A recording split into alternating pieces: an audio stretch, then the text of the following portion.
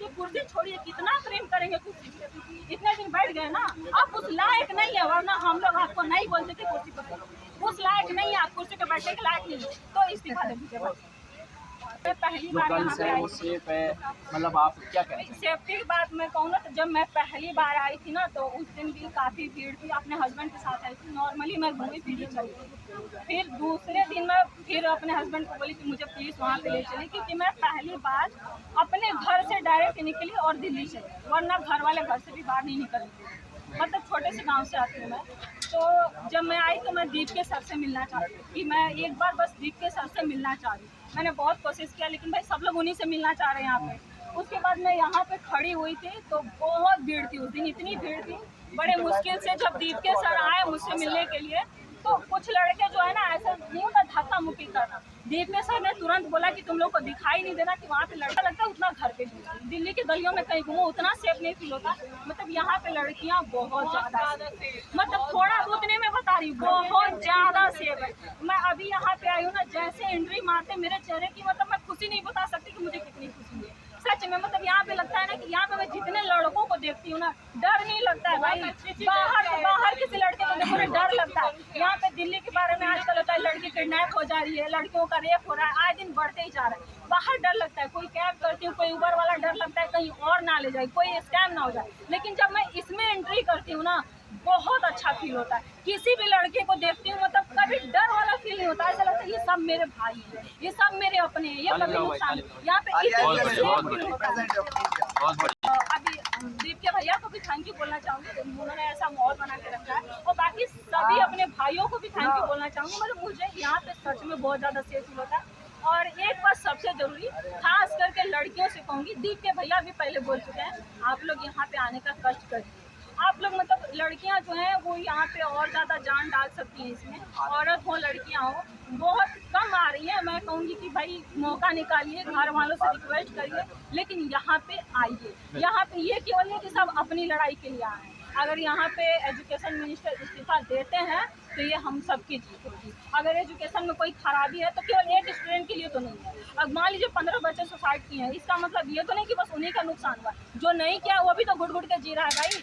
आए दिन कोई पे हम भी गवर्नमेंट जॉब की तैयारी करते हैं, अब तो डर लगता है ये फॉर्म भरे कि नहीं, इसका डेट कब आएगा ये नहीं पता चलता। मतलब बिहार का एजुकेशन सिस्टम तो आप लोग जानते हैं, बिहार के बारे में तो सबको पढ़ाया जाता है भाई, सबसे रद्द अगर कोई है तो बिहार है। बिहार में पता है मैंने अभी फॉर्म भरा है रिसेंटली, 4-5-8 महीने से ऊपर हो गया फॉर्म भरे हुए, कोई ठीक ठिकाना नहीं है कि वो उसका कब आएगा डेट, की एग्जाम कब होगा। भैया एजुकेशन सिस्टम इतना गंदा कैसे हो सकता है? आप लोग मतलब कम से कम डेट तो फिक्स करिए, बच्चा पढ़ेगा कैसे? मैं अभी पढ़ रही हूँ, पता है साल भर बाद एग्जाम होगा, 2 साल बाद होगा, कहाँ से अंदर से फीलिंग आएगी कि मैं पढ़ूँ, तैयारी करूँ कि नहीं?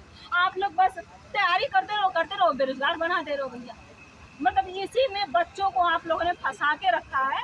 ग्रेजुएशन 3 साल से 4 साल का कर दिया, और वहाँ पे बिहार में क्या होता है, चोरी करके बच्चे पास होता है। मैं चोरी करके पास हुआ, मैं ये बात एक्सेप्ट कर रही हूँ, मैं BSc फाइनल हूँ भैया, ये क्वेश्चन कुछ नहीं आता मुझे, कुछ नहीं आता। क्या हुआ था, मेरा एडमिशन हुआ, हो गया, मैं घर पे बैठी हूँ, एग्जाम देने गई, मेरे हाथ में सर्टिफिकेट थमा दिया। ये कैसा सिस्टम चल रहा है? और सभी लड़के सेम काम, सेम प्रोसेस दोहरा है, 3 साल से 4 साल का कर दिया। एजुकेशन तो कुछ नहीं दे रहे, डिग्री थमा दे रहे, और बच्चे खुश हो जा रहे हैं, हमारे पेरेंट्स खुश हो जा रहे हैं कि अब मेरे पेरेंट्स शादी करवा रहे हैं, मेरी बेटियां तो BSc पास की है। अरे BSc में ज्ञान नाम का कोई चीज भी होता है? ज्ञान तो है नहीं कुछ, BSc सर्टिफिकेट का करेंगे क्या? और आप जो सर्टिफिकेट दे रहे हैं इस बात की गारंटी ले रहे हैं कहीं जाओ जॉब मिल जाएगा, प्राइवेट जॉब तो कोई दे नहीं रहा है, उस पर घंटा 10,000 पर मंथ भी नहीं मिलेगा, ऐसा सर्टिफिकेट आप लोग इतना मतलब युवाओं की लाइफ खराब करने का आप लोगों को अधिकार किसने दिया है? आप लोगों को कोई एजुकेशन मिनिस्टर बनाया, आपको प्रधानमंत्री बनाया गया, कहीं राष्ट्रपति, कोई आप लोग कर क्या रहे हैं?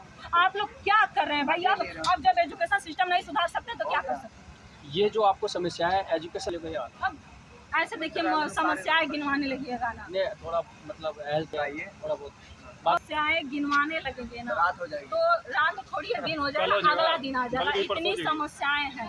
लेकिन अभी यहाँ पे जो बात, जो मुद्दा उठा है वो एजुकेशन मिनिस्टर को लेकर उठा है, तो हमें भैया वहीं से शुरुआत करनी है। और अगर धर्मेंद्र प्रधान को लगता है कि उनमें कोई कमी नहीं, उनको इस्तीफा नहीं देनी चाहिए, तो आइए हमसे प्रेस कॉन्फ्रेंस करिए, हम आपको कमियां गिनवाते हैं। अगर आपको लगे कि हम झूठ बोल रहे हैं, सबूत के साथ गिनवाएंगे, और अगर आपको फिर भी लगता है कि हमारी गलती है तो फिर उस पर भी समझौता किया जाएगा कि नहीं, आप ही को बैठाया जाएगा। चलिए हम ही झूठ है, हम ही गलत है, हमसे हमारे सामने बात तो करिए, हमसे बात की कहाँ लुकाए भैया, कहाँ छुपे हुए हैं आप? अपने देश के जो यूथ है, युवा है, उनसे बात तक नहीं करना चाहते। कैसे एजुकेशन मिनिस्टर भाई, कैसे हैं आप ही बताइए। सॉल्व तो करिए, बात करके सॉल्व भी नहीं कर सकते हैं कि हाँ भाई देखो गलती हो गई है, आप माफी मांगिए। युवा के तलवे चाटिए, नहीं तलवे मत चाटिए भाई, इतना नहीं हम कह रहे, मैं तो लेकिन तलवे चटवाऊंगा। अगर आपसे गलती हुई है तो आप उसके लिए माफी मांगिए और फिर उसको सुधारने। अभी आए दिन नीट पेपर के लीक पे यहाँ पे प्रोटेस्ट चल रहा है, मैंने सुना कि एक